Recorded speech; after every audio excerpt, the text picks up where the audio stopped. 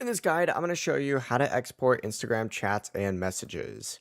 Before we get into this guide, make sure to like the video and subscribe to the channel with all notifications on. It really does help with the channel and it lets us know that you want more content like this. We'd greatly appreciate it. And if at any point throughout this guide you did have any questions, just ask them down in the comment section below and we could help you out further. I'm going to be doing my best to reply to every single comment down there. Begin by opening up the Instagram app and you need to tap your profile icon down in the bottom right corner. On your profile, you then have to tap those three lines up in the top right, and this is going to open up your settings and activity where you need to select account center. Once you're in account center, you need to scroll down. You're going to see your information and permissions right here. Go ahead and select your information and permissions. It's going to redirect you to a page that looks like this. Select create export or export your information.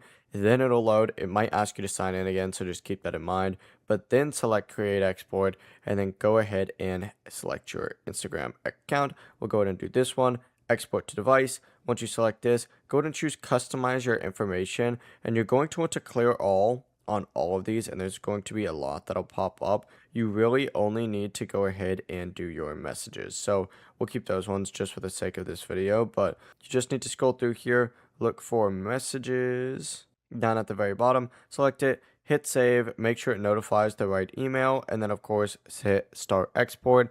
Instagram's gonna then maybe ask you to enter in your password to confirm. Keep that in mind. But as soon as that export is ready, you'll see a download option in this exact same section where you can download it and your Instagram messages will now be saved to your device.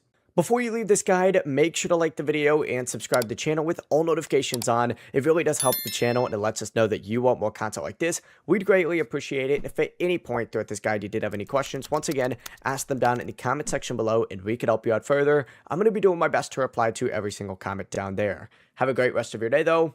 Peace.